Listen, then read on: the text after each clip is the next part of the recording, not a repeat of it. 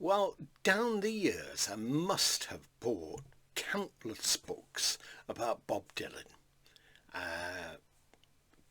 trying to cover it in all different sorts of ways and people's opinions and so on and so forth. Some books are decent, some books are absolutely crap.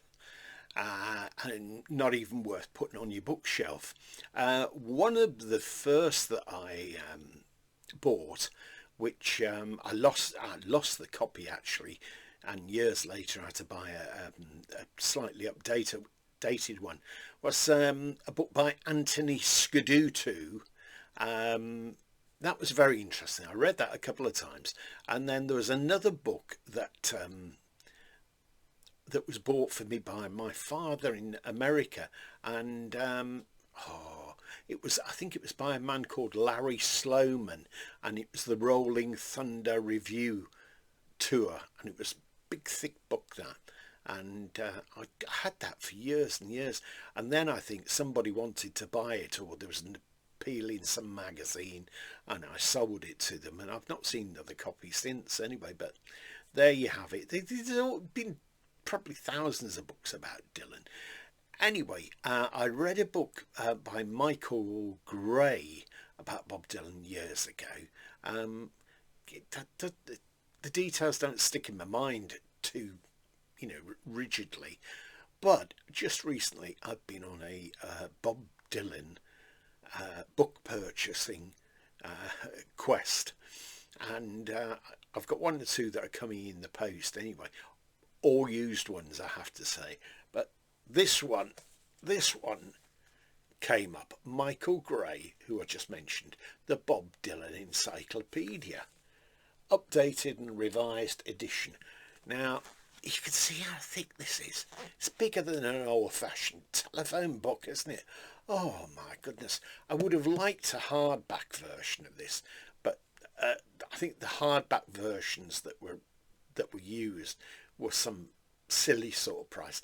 This, I think I paid in the region of about £3.50, and it was probably £3.50 for the postage as well.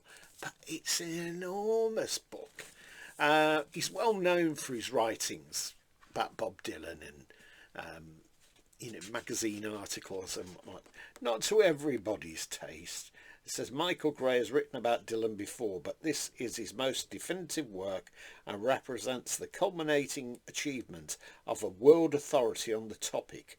That's the California Book Watch. Erudite, idiosyncratic, witty and caustic, like its subject. Michael Gray's The Bob Dylan Encyclopedia entries on sidemen, songs, friends, family and more, reaching from Aronson Kenny Dylan's 1988 to 89 bassist to Zimmerman's family, The Gold Mine. There are lots of comments on it, on how great it is, etc. And there, how to read this book. Well, I mean, it's such an enormous tome. I'm taking no notice of that, how to read this book. So what I shall do is I shall just dip in and dip out and just flick it open at a given page, maybe not looking for any specific, witticism, etc. It says here, Bob Dylan, 1941-2, because of course he's still alive and kicking. Robert Allen Zimmerman, weighing £7 13 ounces, was born at St Mary's Hospital, Duluth, Minnesota on May 24th, 1941. His Hebrew name is Shabbatai Zizel Ben Avraham. See also Stone Edelstein family and the Zimmerman family. So there's probably a family tree somewhere along the line there. But this covers everything. You think of a song, you think, oh, we'll go to that, and then it will tell you about the making of such and such a song, or how such and such came about. A piece here, Allen Ginsberg, 1926 to 1997. Erwin Allen Ginsberg was born in Newark, New Jersey on June 3rd, 1926. It's invidious to separate The Beats, they felt like a community. They influenced each other and sometimes worked together. And in the Sleeve Notes interviews for Biograph in 1985, Dylan speaks warmly of how the whole movement was part of an alternative culture that all left the rest of everything in the dust. Blah, blah, blah, blah, blah. But say, there's absolute tons of it.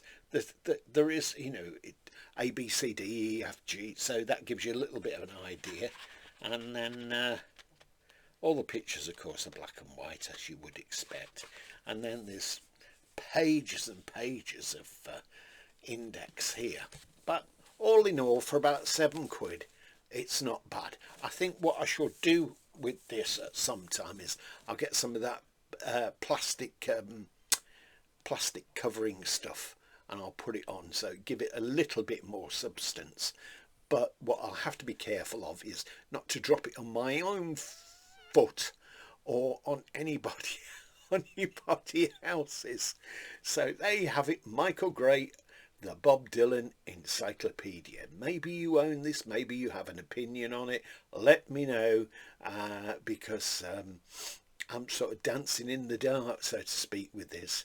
And I'm sure I'm going to find lots of things out that, even as a long-time Dylan fan, I probably was totally unaware of, totally ignorant. But there you go. I hope you've enjoyed this. If you have, please click a like, and if you're not subscribed, please subscribe, and you won't miss out on all the odd things that I've got in my extensive collection. Bye for now. Have a great day.